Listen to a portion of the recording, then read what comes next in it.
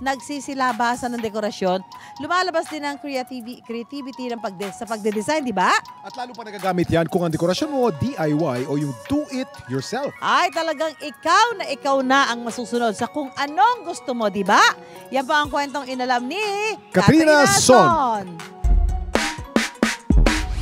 Ang Christmas trees na binibenta ni Laika ay hindi lang dekorasyon.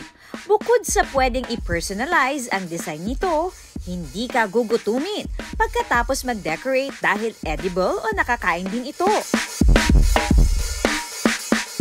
July 2020 nang simulan ni Laika at ng kanyang mga kapatid ang kanilang cake business. Mahilig na talaga ako mag-bake before pa. In-invite ko lang yung sisters ko na sumali with me. They're into design, nag-graphic design sila. Nagsimula sila sa mga bento box cakes o yung mga cake na maliliit. Noong time na yun kasi, we were thinking na ano yung pwedeng madaling ibigay to other people. And noong time din na yun, sobrang sikat siya sa Korea. Bukod sa round cakes, tuwing holiday season ay nagbebenta rin sila ng design-it-yourself Christmas tree cakes. Naisip namin na instead na food lang siya or aesthetic in the dining table, we can do it as an experience also for our customers. Pre-order ang DIY Christmas trees. It includes the bare Christmas tree. We have the Swiss Meringue buttercream. At least yun yung pwede mag-bind dun sa mga ornaments. And then yung sprinkles. And then we also have the star for the topping. Kahit anong gustong design, pwedeng-pwede. We have the dark chocolate, we have the carrot cake, and then red velvet.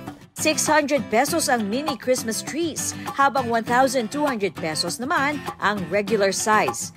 Meron din silang pre-decorated Christmas trees na binebenta.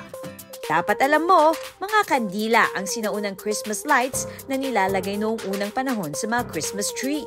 Sumisimbolo ito sa Star of Bethlehem na nagturo sa sabsaban ni Jesus. Pero ang mga kandila ni Abby, one of a kind na, mag-e-enjoy pa kayong buuin. Let's roll with rolled up candles ngayong Pasko. Hilig ni Abby ang paggawa ng mga kandila. Sa katunayan, nagsasagawa siya ng candle making workshop. Usually po, sa cafe shop, kasama na po dun sa workshop yung drinks or may snack. Provided ko na lahat ng mga materyales, yung mga gamit na pwede lang gamitin during the workshop.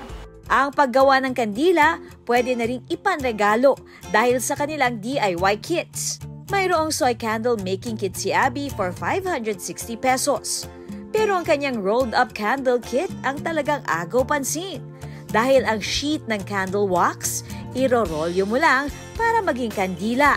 Si Abby ang gumagawa ng mga sheet gamit ang beeswax. Maganda po yung beeswax kasi po natural po siya, wala po siyang ibang chemical na inilagay para maging kandila siya. Dumadaan ang mga nagawang sheet sa isang stamper para magkaroon ito ng beehive design. Ang bawat kit ay may dalawang malalaking sheet. Iipitin lang muna ang mitsa sa sheet, saka irorolyo at pagkatapos ay may kandila ka na. May enjoy po siya ng mga bata since kung gusto niyo po yung anak niyo ay maalis dun sa pagka-busy sa gadget, magagamit nila yung kamay nila sa pagde-design, sa pagro-roll. 360 pesos per rolled up kit na perfect bonding activity ng pamilya ngayong Pasko. Ang mga dekorasyon ay hindi lang pampaganda ng tahanan ngayong Pasko. Pwede rin itong maging daan para magbuklod ang pamilya sa pagbubuo ng mga ito at mas maramdaman ang diwa ng Pasko. Ako si Katrina Son at yan ang kwentong dapat alam mo.